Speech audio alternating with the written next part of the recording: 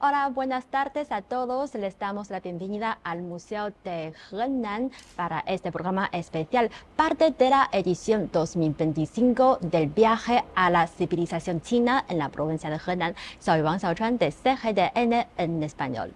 En los últimos días recorrimos varios lugares emblemáticos como las grutas de Longmen, el templo Shaolin y el jardín de bohemias de Luoyang, y también sitios de demostración de innovación y tecnología. Henan nos ha mostrado cómo convive la modernidad y la tradición en la China actual. Hoy 4 periodistas de América Latina nos compartirán sus opiniones sobre este viaje. Y aquí me acompaña señora Joana Cañizares, directora del medio de comunicación digital Tu Voz TV. Bienvenida. Y también Guillermo Platino, periodista del medio brasileño Brasil 247. Bienvenido. Y señor Jesse Pérez López, jefe de departamento de comunicación del periódico Glanma de Cuba. Bienvenido.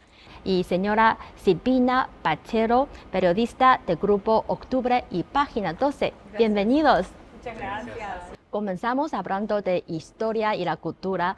Estos días recorrimos lugares que nos conectan las raíces de la civilización china. Paseamos con Han Fu en la ciudad antigua de Luoyi, una memoria muy inolvidable. Y también visitamos al Museo Erlitou, que es cuna de la civilización china. En el templo Shaolin apreciamos una demostración de Kung Fu y Silvina, creo que también probaste algunos movimientos, ¿no? Pudimos apreciar primero en toda la zona de la parte, digamos, de museo, la filosofía Shaolin, que es la que después van a aplicar en el Kung Fu. Y ahí después que paseamos y conocimos un poco la filosofía Zen, que para nosotros, para Occidente, no está muy bien explicada, pero ahí pudimos realmente relacionar lo que es el Kung Fu, que es una práctica filosófica relacionada al museo, y que en realidad toda la parte arqueológica es donde nace, digamos, o donde empezaron a aprender los maestros que después van a desarrollar posteriormente la práctica del Kung Fu, que es una filosofía. Es una filosofía y una práctica física. Y ahí pudimos experimentar también el área escénica, porque realmente no es un deporte, o sea, tiene mucha relación con el arte, hasta termina siendo un baile. Realmente lo que es las escuelas de Kung Fu en China y cómo se van desarrollando también artísticamente, y que tienen una tradición muy antigua y que sin embargo ya en la civilización no desgastó esa tradición y se va amoldando a la modernidad. Y también pudimos apreciar que hay escuelas muy importantes de Kung Fu que prepara a jóvenes desde muy chiquitos y que después van por todo el mundo enseñando esta práctica. Y también me parece muy importante conservar la tradición y poder expandirla por el mundo. En Argentina hay Kung Fu, pero verlo en primera persona realmente fue increíble, y recomiendo mucho también para salir del formato de que a veces esa práctica se conoce por películas que no está bien explicado, o está un poco banalizado el tema, y me parece que los apasionados de la práctica del Kung Fu y del budismo tienen que venir a Henan, realmente. Y la filosofía del Kung Fu de Shaolin es transmitir valor a través de artes marciales. Y Jessie, ¿qué sentido crees que puede tener esa idea en un mundo tan diverso y global como el actual? Estamos hablando de una tradición milenaria que es capaz de transmitir valores y de establecer diálogos, y eso esencialmente es un proceso de comunicación. Y para mí fue extremadamente revelador, porque no soy un especialista, acudir allí y poder conocer de primera mano en los intercambios que tuvimos cuál es la esencia de esa comunicación, de esa transmisión de valores que está asociada al Kung Fu, porque ciertamente es el camino para el éxito y es el camino para el desarrollo. Por tanto, si logramos establecer los paradigmas que provengan de una tradición tan milenaria como esa y extenderlos hacia la modernidad y entender las formas de diálogo, las formas de defendernos sin un enfoque agresivo, de poder mantener nuestros espacios y de por encima de cualquier elemento, pues establecer nexos, tender puentes como prioridad fundamental. Pienso que es muy útil para el contexto actual y pienso que a nivel de global, a nivel internacional, también puede aportar soluciones para los desafíos que tenemos en la actualidad. Y en la ciudad de Luoyi, la antigua ciudad, todos probamos vestidos tradicionales de China, que es Hanfu, ¿sí? Y Joana, estabas muy lindas con Hanfu. Y he escuchado los turistas lugareños dicen que, parecía salir de una pintura. ¿Y cómo fue tu experiencia? Fue realmente maravilloso, me sentí parte de la historia, parte de la tradición, vivir ese orgullo por sus costumbres me atrapó, me enamoró, tomarme la foto con las personas, porque obviamente nuestros rasgos son distintos vistiendo este atuendo que me decían en la tienda que pertenece a una reina. Entonces me sentí una reina, pude vivir, palpar, sentir esa experiencia maravillosa con el maquillaje, cada detalle, cada color, cada diseño me transportaron a través de un umbral. Sentí que estaba en el presente, crucé una puerta y me trasladé al pasado.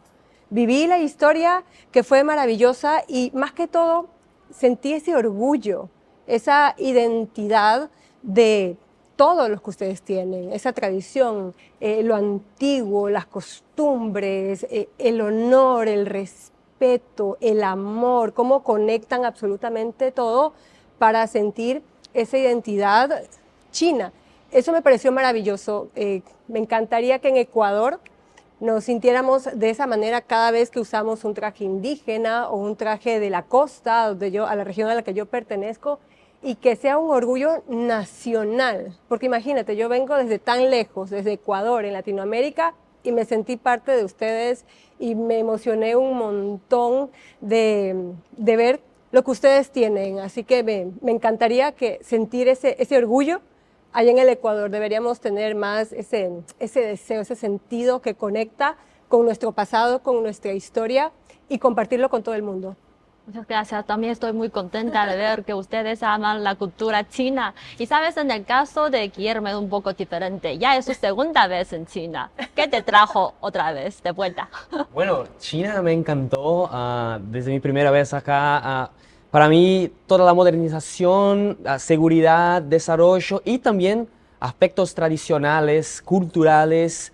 Todas las ciudades que visitamos nos deparamos con museos, mucha gente interesada en la historia, en la cultura.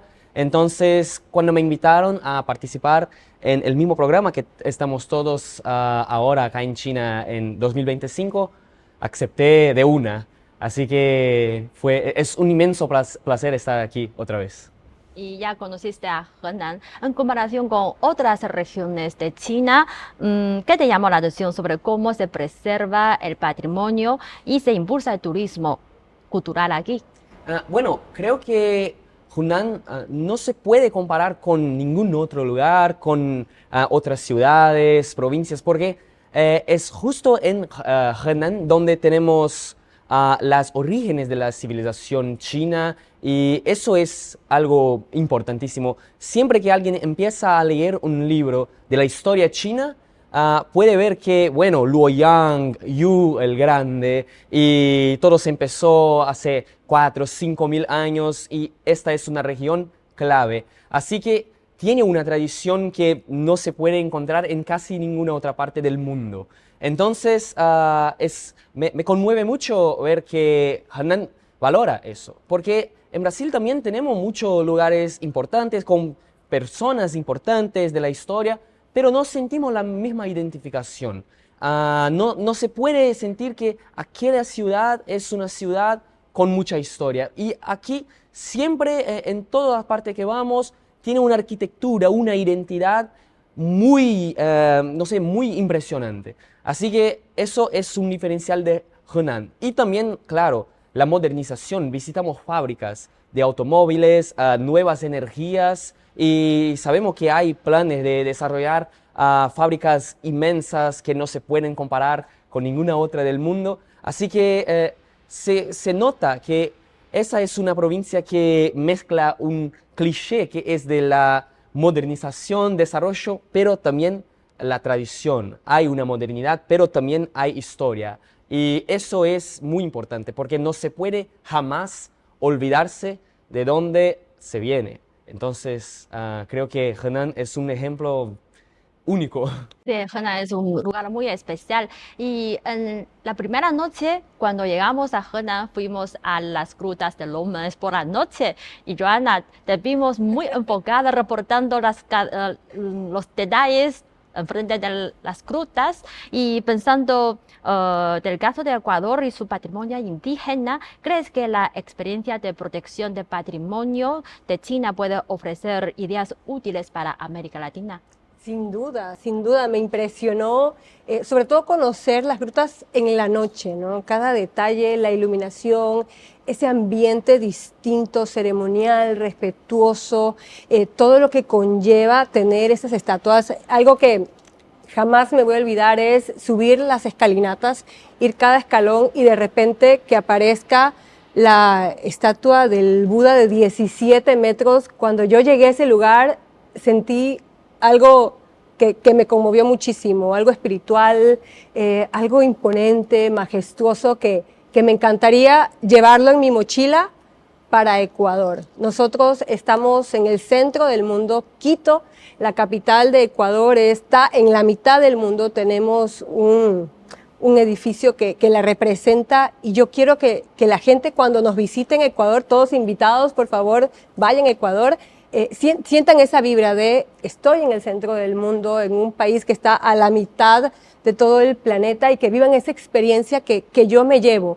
Porque en realidad fue una emoción tan fuerte, tan potente, por eso intenté con mi cámara capturar cada detalle de las inscripciones, el tallado en piedra, cómo a través de la tecnología ustedes han logrado preservar cada escultura, cada estatua, es impresionante. Y Silvina, ¿cómo va ahora el desarrollo de la civilización china? ¿Qué similitudes o diferencias encuentra con los orígenes de las culturas latinoamericanas? Sí, a mí lo que más me impactó, digamos, es cómo, digamos, que también se dice que es el origen, porque cuando empiezan las excavaciones se encuentran que se fusionan muchas dinastías, entonces eso da, digamos, la visión de que hay mucha, digamos, mucha historia detrás de lo que se pensaba que había.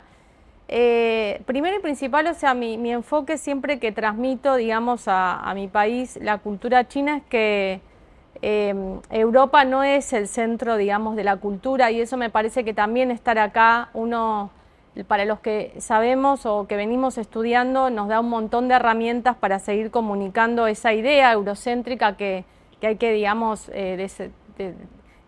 escribir la historia un poco a contrapelo y decir que en China había otra historia mucho más antigua que la de Europa.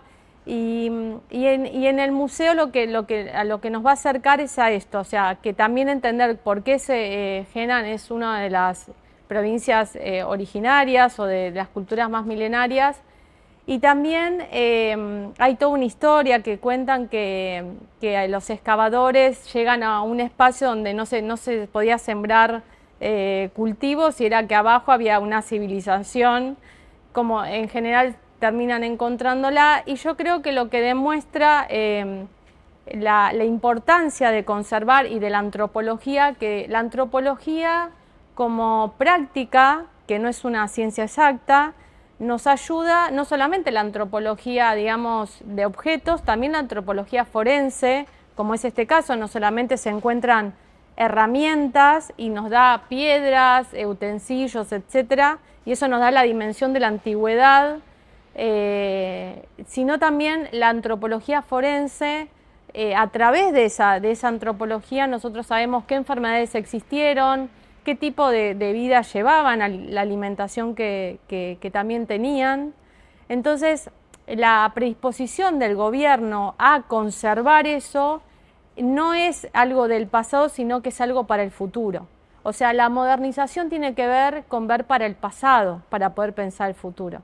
Sin esa proyección no hay futuro posible, no hay modernización, no hay cooperación, no existe nada de eso que está pasando hoy, es como la idea del sur global. Entonces me parece que mi objetivo de transmitir, sobre todo culturalmente, es que la cultura es todo, que la cultura es la revolución para un mundo y para un proyecto de países mucho mejores. Yo creo que en América Latina, pasé por Brasil, pasé por México. México es un país donde se conserva muy bien y que también trabaja muy fuertemente también la aculturación, digamos, que es otra palabra interesante. Y también en mi país hay espacios, no hay tanta antropología focalizada en Buenos Aires, que yo vivo en la ciudad, pero sí en las provincias. Hay mucha antropología trabajando, siempre un poco silenciosamente, pero cuando uno visita las provincias siempre hay museos de sitio, espacios donde se puede visitar y siempre hay un descubrimiento nuevo. Argentina tiene uno de los equipos de antropología más importantes del mundo, no solo forenses, sino también de trabajos arqueológicos. Y creo que América Latina tiene que ver a China en esta proyección del pasado hacia el futuro y también cómo, como decía el compañero, cómo se incorpora la tecnología con mucha avanzada para poder, digamos, que sea una herramienta para trabajar también en estos espacios, museos y también cómo van los guiones del museo se van, digamos, mimetizando entre lo antiguo y la modernización, ¿no? Esto de pantallas digitales, o sea, me parece que hace que uno no se termine, digamos, de dejar el pasado para entrar en algo, podríamos decir, solamente digital. Así que me parece que el formato es muy interesante y bueno, y la idea, ¿no?, de museo y de proyecto cultural sumamente proyectable a América Latina. Sí, y ese viaje nos mostró cómo el legado histórico sigue presente en la vida actual. Y en Henan vimos cómo la tradición y la tecnología en China van de mano. La tecnología ya es parte de los sectores claves como la agricultura y la industria. Y fuimos a YTO y presenciamos tractores autónomos en plena acción.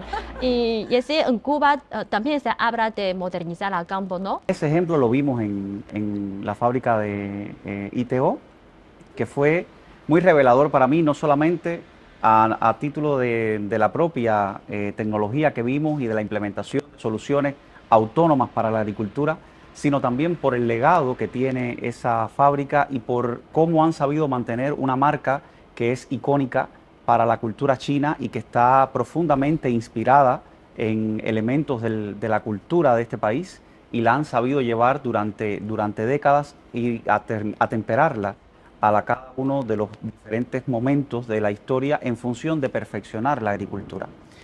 A mí me llamó muchísimo la atención ver, por ejemplo, esa solución que constituye un tractor autónomo, pero también me llamó mucho la atención y fue para mí una experiencia que te puedo catalogar como inolvidable, poder participar y estar dentro de una de las líneas de ensamblaje, porque no se trata solamente del valor que puede tener la técnica, sino de los valores humanos que tienen las personas que garantizan esas producciones que se encuentran allí, que son un ejemplo de cómo China ha llevado sus símbolos y cómo ha llevado su fuerza en cuanto a la capacidad de trabajo a diferentes partes del mundo y particularmente a mi país y también a América Latina. Y además de YTO, también visitamos a la planta BYD, que es una marca muy famosa en China. Guillermo, ¿sabes? El caso de BYD se dice que es como un manual vivo de la industria avanzada. ¿Qué crees que los países latinoamericanos pueden aprender de su tipo de, como que combina tecnología y manufactura inteligente? Estoy con mis compañeros, fue una experiencia inolvidable conocer la fábrica de BYD. BYD en Brasil es muy grande, 7 a cada 10 carros que se venden eléctricos en Brasil son de BYD, o sea, domina el mercado. Y creo que antes de aprender cómo mezclar la innovación con la industrialización, antes tenemos que aprender de industrialización, porque es algo que nos falta, es algo que en Latinoamérica todavía no somos muy fuertes. Por eso somos muy dependientes de otros países y ahora incluso China. Así que necesitamos tornarnos más fuertes, volvernos fuertes, industrializarnos, mejorar también nuestra capacidad de universidades, inversiones y después empezar a pensar un poquito en inteligencia, innovación, pero sí, creo que podemos aprender, por ejemplo, cómo tener un nivel de productividad más grande en nuestra industria que se está desarrollando. En Brasil, ahora las empresas chinas, las fábricas chinas también se están instalando en Brasil. Esto es algo muy importante para nosotros, no solo importar carros, no solo importar vehículos, pero también producirlos allá. Y para China eso también es importante. Así que vemos como algo muy positivo ese desarrollo que está empezando a moverse. Así que primero en Latinoamérica vamos a industrializarnos, después vamos a mezclar eso con innovación, con inteligencia, algo que China está haciendo ya hace algunos años.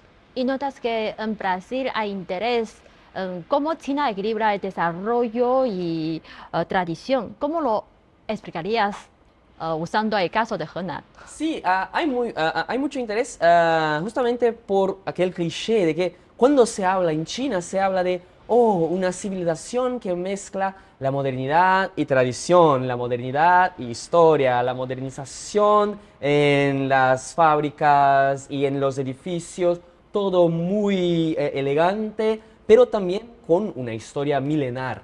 Y bueno, en Brasil hay una curiosidad muy grande. Los contenidos que se hacen más virales en Brasil son o de curiosidades de la historia china y estoy conociendo algún museo de 3000 años, de una historia de 3000 años, o conociendo algún edificio muy moderno que no se puede explicar. Y bueno, creo que Henan es un ejemplo perfecto. Por ejemplo, estamos en Zhangzhou, una ciudad que tiene una fábrica inmensa de BYD, pero también tiene templo Shaolin, que es de una historia de 1500 años, de la dinastía Wei del norte, y bueno, está ahí. Su historia sigue con dificultades en todos estos años, porque claro, muchas dinastías se pasaron, cambios políticos, pero ahí está. Y podemos visitarlo, podemos conocerlo, podemos conversar con los monjes, las artes marciales la vivimos ahí. Entonces creo que Hunan es un ejemplo perfecto porque tiene una historia incomparable, pero también ahora es uno de los hubs de modernización en China, con conexiones de China para China y también de China para otros continentes. Así que es un ejemplo y creo que una ciudad que los otros países necesitan verla con más atención para el futuro porque es un interesante ejemplo. Y Jesse, según su observación, ¿qué aprendizajes ves que Latinoamérica en la forma que China impulsa las energías limpias y su integración industrial? Hay un punto que quisiera señalar, que es la existencia de un modelo.